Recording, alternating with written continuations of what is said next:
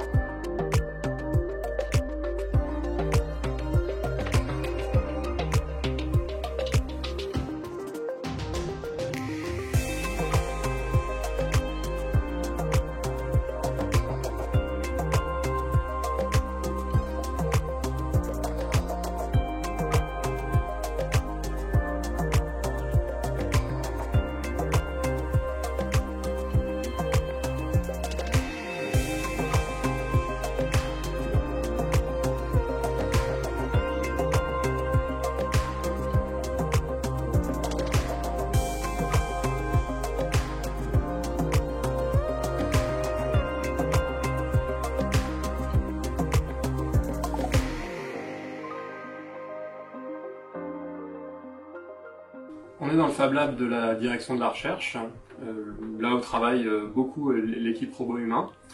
Notre équipe a été créée pendant le premier confinement, en 2020, ce qui est un pur hasard. Et notre mission principale est de faire naître un écosystème qui va permettre aux robots ferroviaires, pour l'instant plutôt des robots de maintenance, de se développer.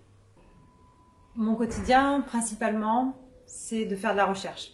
Je travaille sur l'innovation, mais les aspects non technologiques de l'innovation. Donc, les méthodes d'innovation à destination des concepteurs, et puis aussi les stratégies d'innovation. Finalement, comment est-ce qu'on oriente l'innovation en fonction des besoins fondamentaux de l'être humain, donc des utilisateurs. Et enfin, donc sur les aspects organisationnels de l'innovation, et puis les leviers et les freins, par exemple, dans la culture des entreprises vis-à-vis de l'innovation. La robotique aujourd'hui est très présente dans l'industrie manufacturière et donc présente sous le terme de robotique industrielle. On trouve finalement des robots qui sont des bras manipulateurs. On a un autre courant de la robotique qui est la robotique de service. Et nous, finalement, on est plus proche de la robotique de service qu'on est proche de la définition actuelle de la robotique industrielle. Alors, dans le cadre du RBD Lab, j'échange avec les confrères qui travaillent autour de ces sujets, à la fois technologiques et aussi humains, et aussi en termes d'usage, donc sur toutes ces questions-là. Et puis, je dirige une thèse de doctorat en convention CIFRE, donc entre la SNCF, donc qui est le commanditaire de ce projet, Strat, qui coordonne l'ensemble du RBD Lab et puis qui participe à la direction de la thèse, notre doctorante, bien sûr, qui est au cœur de tout cela, et puis mon établissement, mon équipe, le CESI, avec nos spécificités thématiques.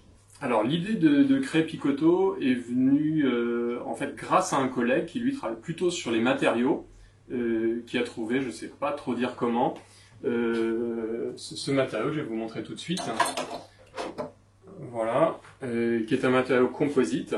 Le nom scientifique de cette chose-là, c'est une lame de carpentier ou un composite bistable, parce que comme son nom l'indique, ça a deux états de stabilité. Vous voyez là, son premier état de stabilité, c'est un rouleau, à peu près 15 cm de long et 15 cm de diamètre. Et avec ce rouleau, je peux obtenir une autre forme dans un second état de stabilité. Voilà, je peux obtenir avec ce même matériau une perche qui, elle, fait 4,50 m de long et à peu près 50 mm de diamètre. À l'origine, en fait, c'est un défaut qui était observé dans la fabrication des ailes d'avion, où les ailes se voilaient. Voilà, les gens ont beaucoup travaillé pour corriger ce défaut et ils ont essayé du défaut de faire plutôt une force et voilà, est né ce type de matériau. Donc voilà, lame de carpentier, c'est exactement le même principe que le mètre à ruban qu'on a à peu près tous à la maison. En haut du tube, En haut du tube, tu mets ça. on vient fixer cette tête d'inspection. Donc cette tête, elle fonctionne grâce à ROS, et on trouve dans cette tête en fait un mini ordinateur. On a un routeur Wi-Fi dont on voit l'antenne ici, et puis après différents convertisseurs. Et en fait, on crée un réseau Wi-Fi local, on se connecte avec n'importe quel device, un téléphone, une tablette, un ordinateur. Donc pour nos agents de maintenance, c'est plutôt une tablette. On se connecte à un site web et on peut à la fois piloter la caméra et récupérer évidemment toutes les images qui sont émises par la caméra. On a développé un algorithme en fait qui permet d'aller faire des mesures en fait. Parce que là, la caméra en elle-même, elle ne renvoie qu'une image en fait de ce qui est situé en toiture, et notamment des archets de pantographe. Donc grâce à la tête qu'on a développée, aujourd'hui par un principe de réalité augmentée, on vient surimprimer sur l'image des lignes en fait qu'on propose, que l'opérateur doit venir ajuster pour faire la mesure d'épaisseur. Et on voit qu'on arrive à mesurer avec une précision de plus ou moins 1 mm, donc à l'identique de ce qu'on fait aujourd'hui en montant en toiture sur les trains. Donc là, depuis le sol, on sait obtenir la même précision sur une bande d'archet qui va faire quelques centimètres d'épaisseur. On a voulu donner à l'opérateur le moyen d'aller faire la mesure depuis le sol. Par contre, on n'a pas du tout investi dans des dispositifs de traitement automatisés qui permettraient de se substituer à l'expertise de l'opérateur et de dire tiens, là on considère qu'il y a trop de fissures, enfin qu'il y a fissure ou pas, qu'il y a écaillage ou pas. Ça aujourd'hui il reste vraiment dans la main de l'agent. Et même la mesure, c'est l'agent qui récupère la valeur de la mesure, elle n'est pas transmise de façon automatique par l'outil vers un quelconque dispositif. La robotique Ikigai introduit une notion supplémentaire dans cette robotique de service industriel. Ikigai, c'est une philosophie de vie japonaise qui signifie littéralement joie de vivre et raison d'être. Et nous, on s'est demandé comment on pourrait l'importer entre guillemets en Europe. Et on s'est aperçu qu'il y avait différents facteurs qui pouvaient expliquer de manière dynamique comment on enclenche l'ikigai et sur quoi ça résulte. Et comment le moteur tourne, avec quel carburant entre guillemets le moteur peut tourner. Donc on s'est aperçu qu'il y avait des inputs comme l'environnement de travail, qu'il soit physique ou social. Ensuite, ça déclencherait tout le processus d'autodétermination qui renvoie à la motivation, en gros. Motivation au travail, notamment parce qu'on est dans un contexte professionnel, donc pour utiliser cet outil. Et in fine, ça résulte sur une augmentation de bien-être, de santé physique et de performance perçue. Puisque certes on veut que les robots soient fonctionnels et qu'ils puissent être utilisés dans nos process industriels et nous permettre d'être plus performants, mais on veut aussi que nos opérateurs adhèrent à ces nouveaux outils que l'on va développer, et c'est en cela garant de la performance du couple humain-robot qu'on va créer dans nos nouvelles organisations du travail. Alors du coup, l'objectif de ma thèse, c'est de voir comment on pourrait co-concevoir la version automatique de cet outil avec les futurs utilisateurs de l'outil et d'utiliser les leviers d'ikigai qu'on a pu identifier auparavant pour finalement offrir une méthode de conception, ou plutôt devrait-on dire de co-conception, qui pourrait s'appliquer à d'autres outils en plus de celui-là.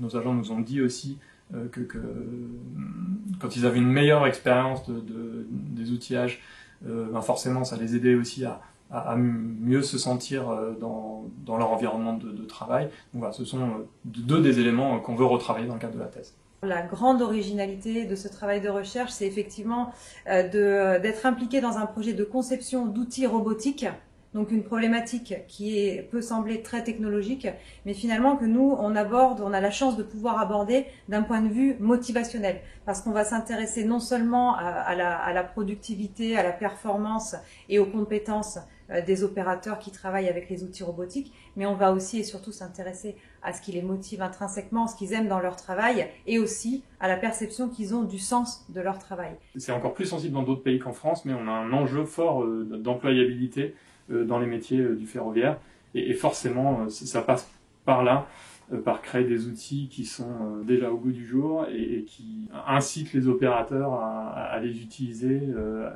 à créer une bonne expérience du travail.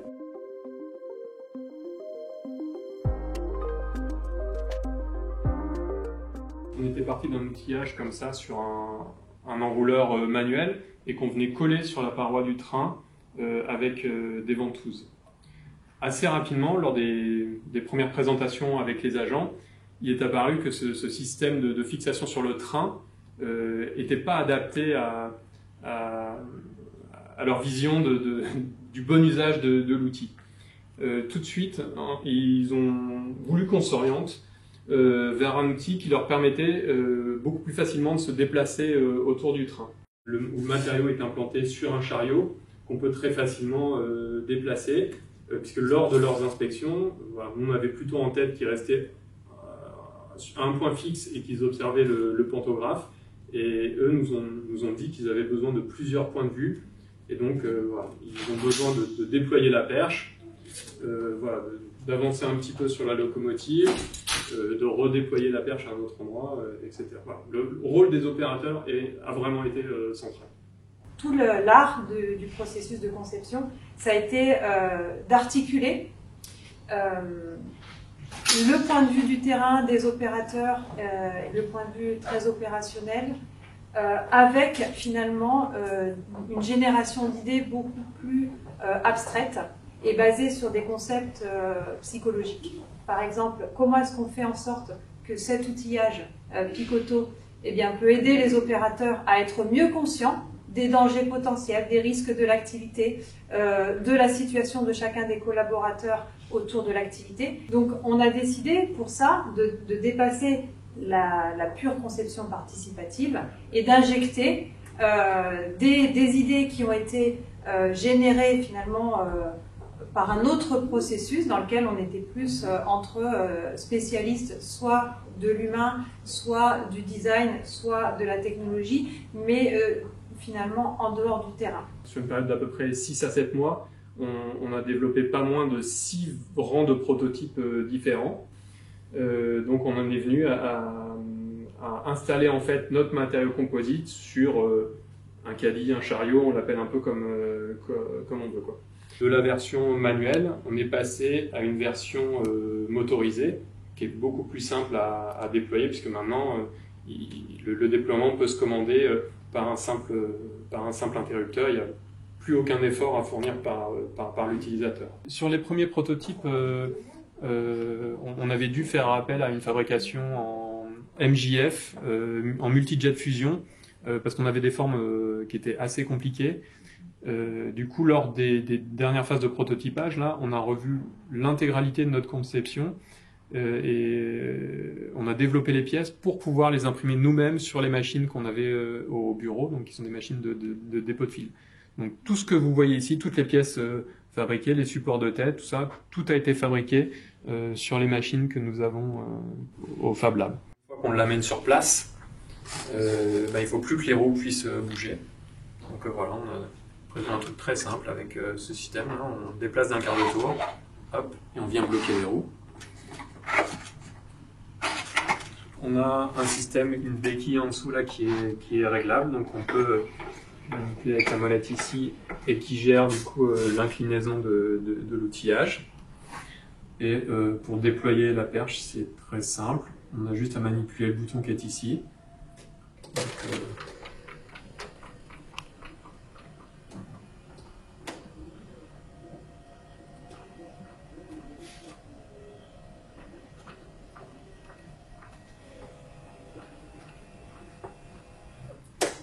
dans l'utilisation sur le train, en fait, il faut venir fixer cette partie qui prend après appui sur la partie haute de la locomotive.